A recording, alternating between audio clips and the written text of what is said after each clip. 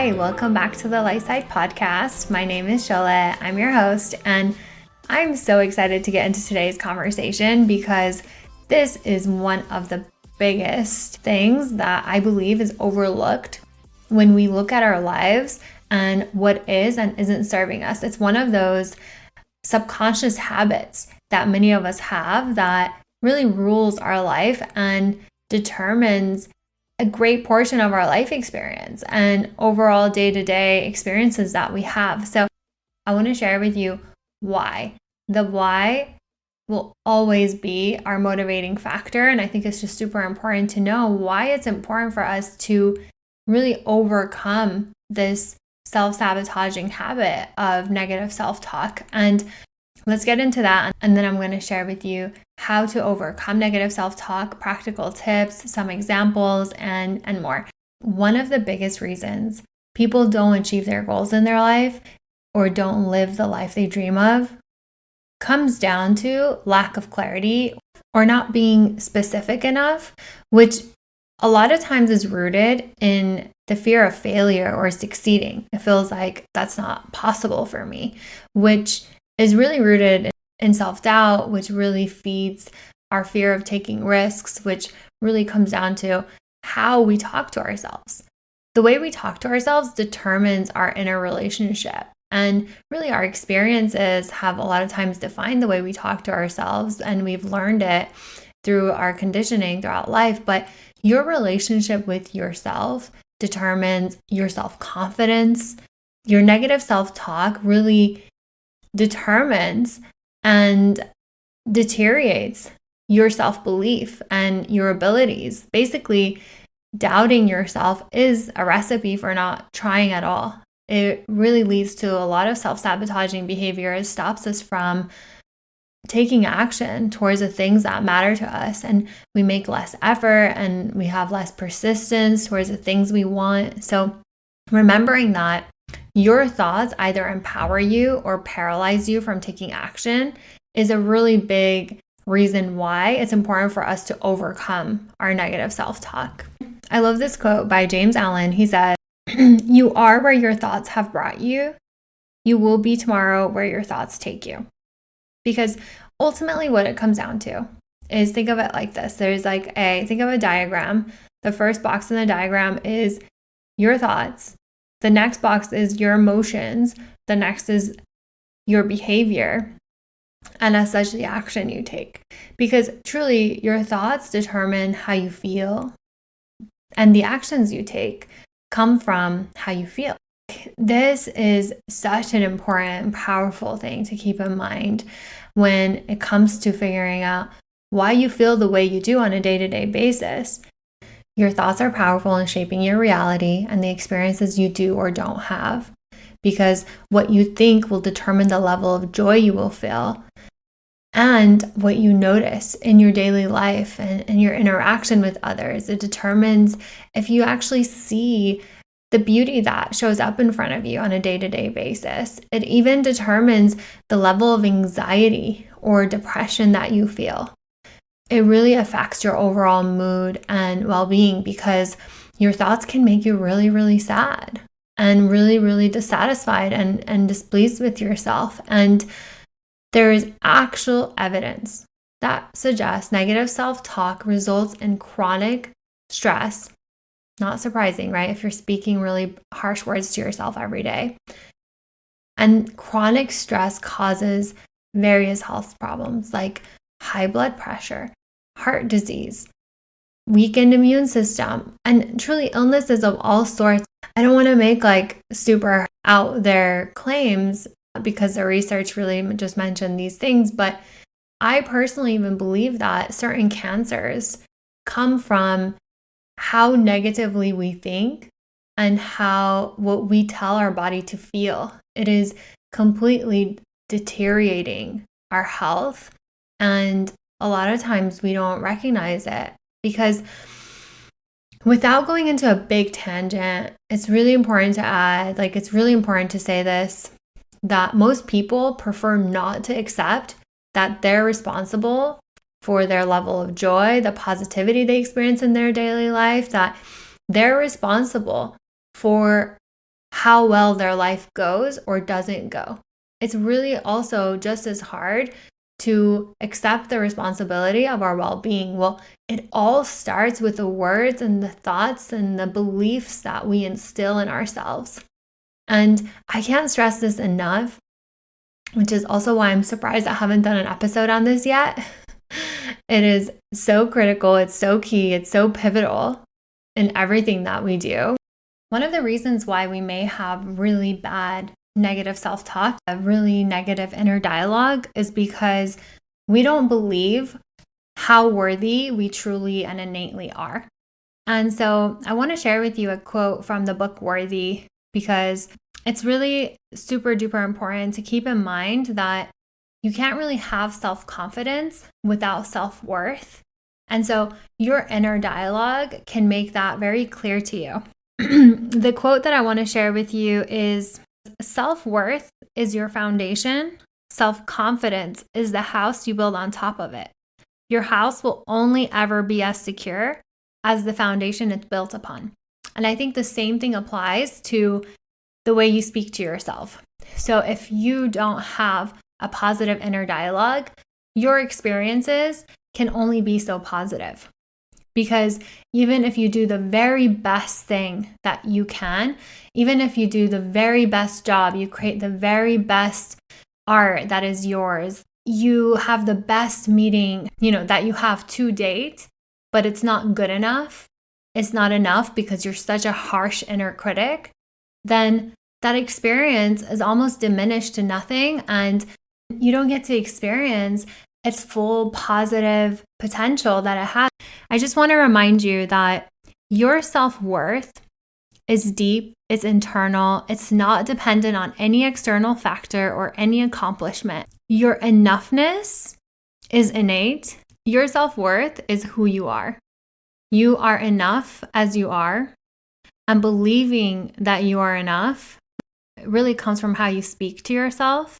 There's a really powerful quote that says, "Nothing actually changes unless it changes within you." So really remember that your investment in your inner journey and your inner growth is really the foundation of building a life that you feel happy and proud and content with. By replacing the words you say to yourself, you can change the beliefs and feelings you have about yourself and overall your life experiences. Because ultimately, your thoughts become your beliefs, which impact the steps and actions you take, and really the effort you're willing to put into something. And knowing that your words have energy, and there's a well-known saying that supports this, it says, your words are spells. It's true. You can choose to have empowering words that fuels your body, that moves you, with empowering words that will actually propel you forward versus discouraging you and paralyzing you from taking action that really not only makes your life a more enjoyable, a more cherished, a more fulfilling one, but also helps you step into your power, step into your destiny, step into your purpose, and walk your authentic truth. So really my purpose with this episode is to, one, I hope I've done an okay job convincing you as to why it's important for you to overcome your negative self-talk, but also empower you in how you can shift out of negative self-talk that is self-sabotaging, that's holding you back, that's keeping you stuck, that's really shaping the way your life is. It's like, a lot of times we wonder, why does it feel like it's a different year, but the same things are happening over and over again? You might feel like you're stuck in a pattern. You may feel like you're literally reliving the same year. It's just you're a year older, or it's the same experience, a different face, different person. All of this really comes down to how you speak to yourself, the words you say to yourself, the words you believe about yourself. And so, one of the reasons why positive affirmations are known to be such a key tool in overcoming negative self-talk is, as you repeat affirmations, as you instill belief in the words that you say to yourself, you're building new neural pathways. And it's so important to energize those beliefs, those words with feelings that you believe in what you're saying, to really fuel yourself with positivity, which, by the way, is ultimately returning back to your true, authentic self. That's why negative feelings don't feel good. Negative feelings feel bad to us. They make us feel bad because deep in our core, we know that they're not true. And so that's our indication that we're off track, is when we believe these thoughts that aren't true. They don't sit with us because at their core, they don't align with the truth of our being. And that's why our feelings can be our strongest indicators and really like guideposts. Because when things don't feel good to us, when things don't feel good to our core, we feel down, we feel anxious, we feel sick, is because we are believing something that doesn't align with the truth of our being, that doesn't align with the truth of who we are. It's the way our inner knowing, our inner intelligence, our inner wisdom speaks to us, is through these emotions. Okay, so let's get into the how to overcome negative self-talk.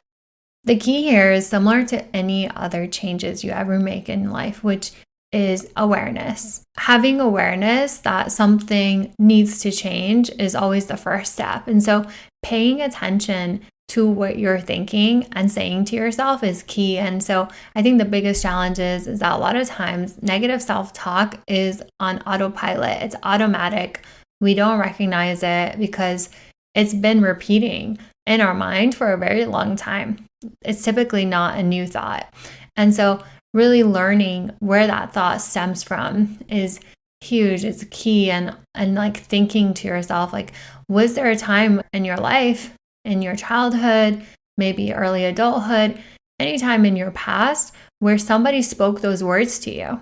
Do you have evidence of those words, right? But before we get into the validating aspect, it's like, well, how can I become more aware of my thoughts? Well, first is the intention. The intention will allow you to become more aware, like setting the intention that, okay, I'm going to pay attention to my thoughts now. I'm going to pay attention to my inner dialogue. I'm going to pay attention to the words I'm speaking to yourself. And what I'm about to suggest may sound bizarre, and I get it, but I promise there's absolutely nothing wrong with this. But speak out the words that you say to yourself out loud. Speak out what you're thinking out loud. And this will help you get into the habit of becoming aware, to notice the thoughts and words you say to yourself. Awareness is truly a muscle that you build. Once you start practicing it, it becomes easier. The muscle gets stronger and you become a lot more self-aware. And just, again, I want to emphasize self-awareness is the foundation. It's really, really key and critical. And so my number one tip on improving your awareness is by meditating and practicing mindfulness. That is something that I'm sure you have heard before too. Like, think about it. What happens when you try to meditate? If you've meditated before, you know that once you sit down to meditate, the first thing that happens is thoughts start flooding into your mind. And that becomes the biggest challenge to meditating. You're like, okay, I wanted to quiet my mind and now everything and anything is just rushing in. And that's not necessarily a bad thing, because it's making you aware of what's coming in your mind. You want to make note of it and allow it to pass. Like, you want to think about your thoughts like passing clouds, like leaves dropping. Like, you want to acknowledge it and let it go. If you resist the thoughts, then they persist even more, right? Because now you're thinking about resisting it. And so allowing the thoughts to come really allows you to become aware of your thoughts. And as you try and meditate more and more, you expose yourself to your thought patterns and the thoughts that you have more frequently. And so meditation really allows us the space to gain awareness and to see what is in our thoughts that we want to reframe or reduce the frequency of, right? Like, it's all about progress. There's no need to get hung up on perfecting, overcoming negative self-talk. it takes time. I've been practicing this for a long time, and I still notice when I have negative self-talk pop up. It takes a lot of effort, you guys, right? Like it's not an overnight thing. And so being patient and self-compassionate, because again, we've been taught and conditioned negative self-talk over years and years and years. Like typically for most of us, it's from our childhood. And so, as someone who is in their 30s, like I know that it takes a lot of effort to unlearn what isn't serving you and to reframe it to what is. And that's where really positive affirmations become so helpful and such a critical tool to improving in this. And so the first step being awareness, right? Becoming aware of your thoughts. And then really the second step is recognizing, are my thoughts serving me or are they impacting me in a negative way? Like really be honest with yourself, how the thoughts are affecting your life. Are they affecting your life positively or negatively? And then the third step is challenge yourself to answer this question. Are these thoughts facts or are they assumptions? Is there truth to that? Like if one of your thoughts is, oh, I'm just not good enough. Like, one of the biggest negative self-talk statements out there is I'm not good enough. I'm not smart enough. A lot of people call themselves stupid. And these are not facts about you. They are not facts about you. They are opinions that you have created of yourself. And you can change those opinions that you have of yourself. The truth of the matter is you take your power back when you choose to reframe these negative thoughts to ones that serve you and empower you and instill belief in you, because you are just as capable as anyone else out there. I think if we, and I'm trying to avoid going into a super spiritual tangent, but if we consider ourselves as spiritual beings having a human experience in a human body, we make it super crystal clear that all of us are created equal, that all of us have the potential, have the ability to create and manifest whatever we desire into our life experience through our beliefs and the tenacity we choose to have towards what we wish to experience. And that tenacity not just comes in action, but in having belief and trust and faith that what you wish, what you want to experience is for you. And so if you want to dive deeper into this, listen to my other episodes. I talk about this quite often because I think that that is really the basis of our success. This what determines how great our life gets to get is your belief in it. And so overcoming negative self-talk is really a part of overcoming negative beliefs. Step 4 is to reframe. And I'm going to share some examples with you here. But the reason why this is so important is that there's always two sides to everything, right? You can see the glass half full or half empty. And so reframing the situation, they're hard pills to swallow out there, right? Like that is not a foreign concept to anybody. But the way we can choose to view that and reframe that can become our superpower. Because, for instance, we can choose to see hardships as having bad luck or bad karma, or we can see it as an event or a situation happening to strengthen us, to strengthen our will, to strengthen our commitment, to sharpen our skills, to really bring out our talent even more. It's like, the more you run, the easier it gets, or the more you lift, the stronger you get. And so it's like seeing even failure as not just something that didn't go right for us, but seeing it as something that's serving really who we are as a whole. It's serving you versus hurting you. And that's a reframe, right? And so I want to share more reframe in terms of negative self-talk. Listening to your inner dialogue, you may hear yourself say, oh, I'm so lazy. Oh, I could never do that.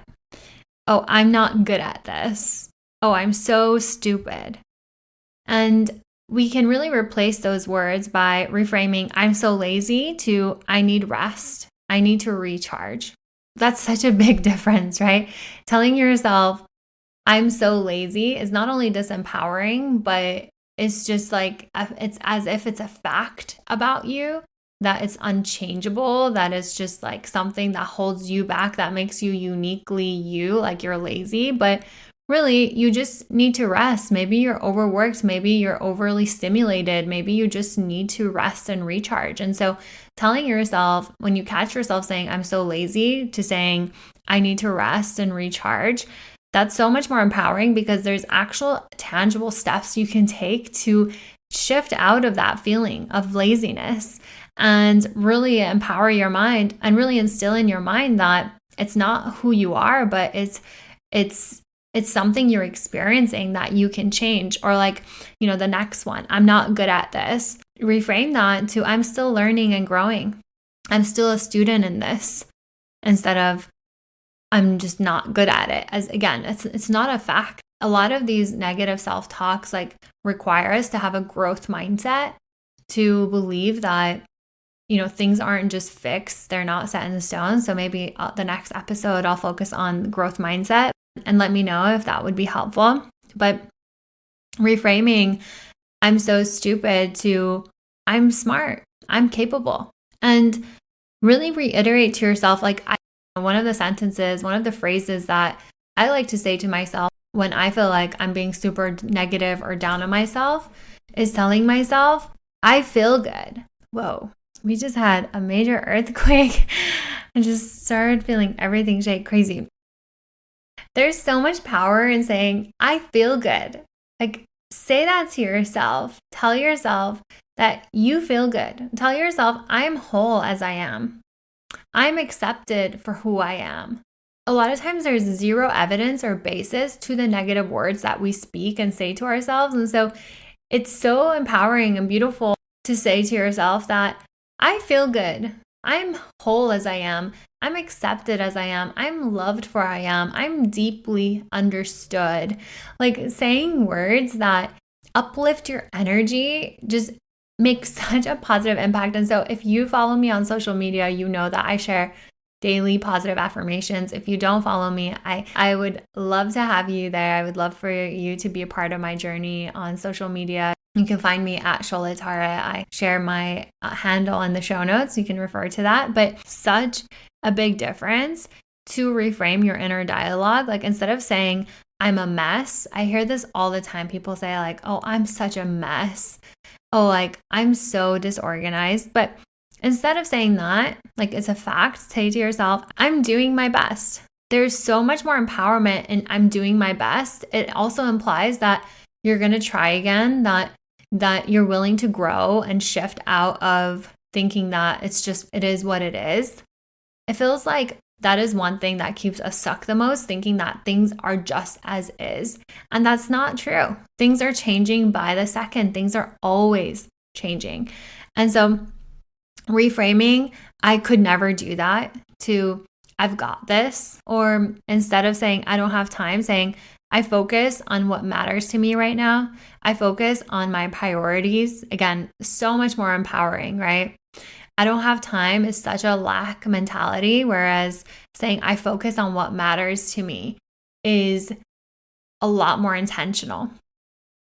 Or saying to yourself, nobody likes me. Again, like, why would you take action if you're constantly telling yourself nobody likes me, right? So changing that to I'm attracting genuine connections. I'm attracting genuine people into my life that are supportive, heartfelt connections. Those are some tangible examples. I'm trying to think of others, like, oh yeah, it's all my fault. That's a huge one. Like, people always say, it's all my fault. Oh, that's my fault. And really, there's a lot of self-doubt and negative self-belief, and like reduces your self-esteem and self-confidence to constantly take blame and constantly say sorry for things that you don't necessarily need to be sorry about, nor were they your fault to begin with. And instead, you can reframe that to say, mistakes happen. Mistakes happen. I'm learning, oh, that is going to help me grow. I'm not saying to not own up to actual things that you feel like you need to say sorry for, but a lot of times we're constantly apologizing and taking blame and fault for things that make us feel guilty and ashamed that we really don't need to be ashamed or guilty for. Reframing things like, oh, I could have done better with, I did my best. I did my best with what I had, with the resources I had and the information I had. And that's the thing, like, because we're evolving, growing human beings, a lot of times we could have done better, but you did your best with what you knew then. A lot of times, had you known what you know now, you probably would do differently. And so be self-compassionate and give yourself that self-love by knowing that you did your best with the information that you had, with the resources that you had. And that's the same thing. Like, a lot of times if you've done inner work, like, you realize your parents and people did the best they could, right? Like, and that's the thing. We're so much more self-compassionate with our friends, with our family. And, we would never talk to our best friends the way we talk to ourselves. We would never talk to our little nieces, nephews, or little ones in our family or elsewhere with the words that we say to ourselves. But truly what happens is if we allow our negative self-talk to run its course for as long as it does, or, for as long as we allow it to, what we end up seeing is that it deteriorates our relationship, because a lot of times the people that hurt others the most are hurt themselves, right? And it's as a result of speaking negatively to ourselves, to themselves. And so if you are super self-critical about yourself, chances are that's going to seep and leak out into your relationships and the people that you love and care about, because, as within, so without. People that are super duper critical out there, goodness, they are so critical of themselves. And I speak from firsthand experience. I dealt with this so much and I still work on it every single day. And so one of the ways that I overcome my negative self-talk is through speaking positive affirmations, is through reframing situations to a more positive outlook. And so again, with positive affirmations, it's important to be able to feel the words that you're saying. And so a lot of times it requires breaking down that negative thought, that negative belief that you have, so that your reframe and your positive affirmation become something that you truly believe, because you have changed what it means to you. A lot of times our feelings are as a result of things that we were taught when we were younger. And so if this is something you want to work on, that you want to improve, because you recognize how much is holding you back, how much is hurting you, then contact me. This is the work that I do. It's my bread and butter. I would love to help you with your negative self-talk, to help you not only reframe them, but to decode where it's coming from, where it's originating from, and change it from the root, from the very basis of what it comes from. And so if this is something that interests you, reach out to me. Let's work on this together. I'm so invested in helping you live out your best life, to thrive, to become the best version of yourself through the belief that you have in yourself. Oh, and a super big one that I hear people say all the time is, this is a disaster.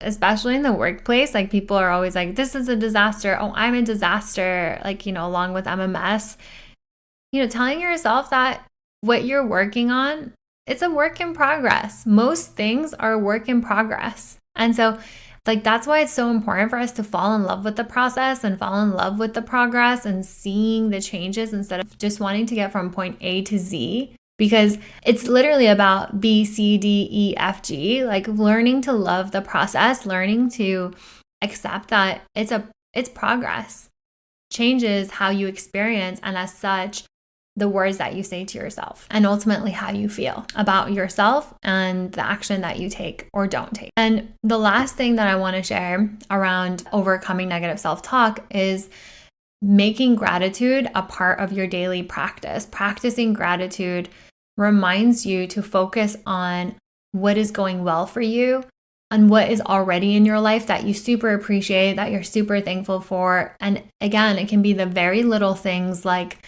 being able to walk, being able to eat and drink and without any health complications, from the smallest to the biggest things. Not only can gratitude help uplift your mood and your energy and really get you into a frequency of love and joy and appreciation, but it can help you reframe your experiences so much so as well. So using gratitude as a tool to counter negative self-talk is a really big one. And so regularly reminding yourself of the things you're grateful for in your life, your family, your friends, your colleagues. One of the biggest things that I learned from Abraham Hicks listening to her work is that the most tangible way to transform your relationships and your experiences is to focus on what you appreciate and love about them. Even the people that you really struggle with, is to start naming and almost counting what you appreciate about them.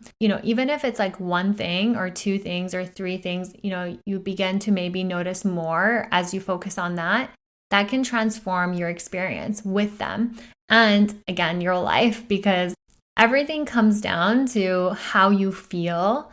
And a lot of times how you feel is really directed by the words you speak to yourself. And the other tips I wrote down, I've mentioned throughout this conversation, which is being kind and compassionate to yourself, treating yourself with the same kindness you do with your friends, with family, with little ones, pretending like you're speaking to the younger version of you. It might help to have a picture of a 4-year-old you, 5-year-old you on your phone or somewhere nearby that you can look at and really imagine, like, would you say those words to that version of you? Probably not. And so catch yourself in the moment by practicing mindfulness, by practicing meditation. You become more aware of your thoughts and you begin to challenge those thoughts. You can replace those thoughts. You can change the I'm not good enoughs with, I'm capable, I'm deserving, I am whole. Where does that serve you? And practice gratitude. Allow yourself to recognize maybe if there are people or music or things that you listen to, that you consume,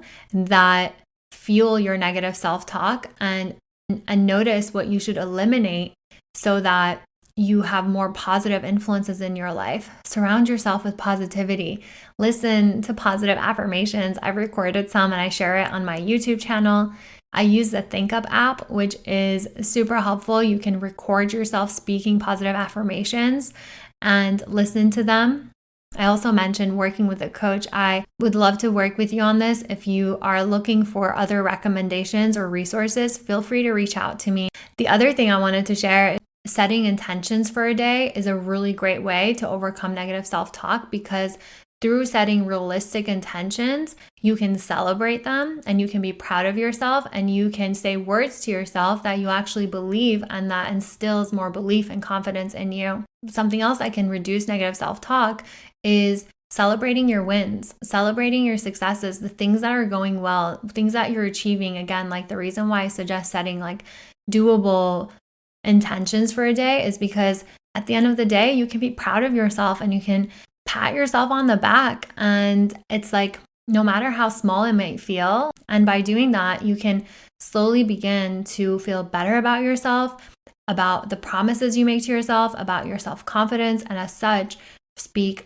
more positively to yourself and really develop a more positive, supportive inner dialogue. Like my goal here is so that you talk to yourself more kindly, with more supportive, more positive inner dialogue. In closing, I hope that this episode inspires you and motivates you to challenge your negative self-talk and inner dialogue, to speaking words that serve you, to having thoughts that propel you, that move you forward.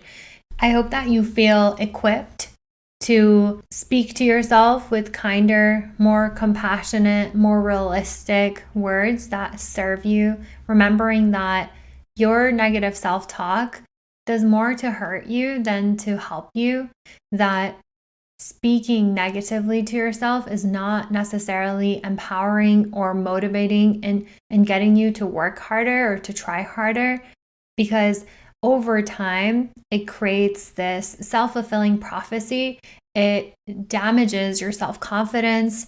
It really takes away the belief that you have in yourself.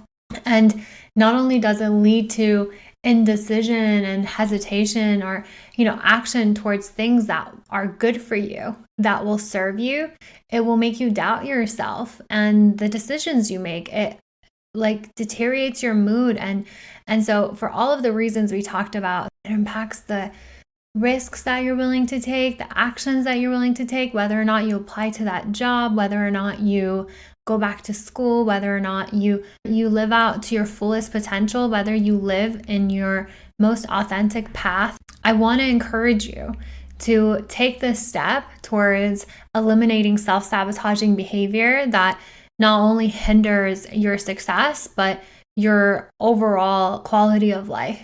Remember, your thoughts have power.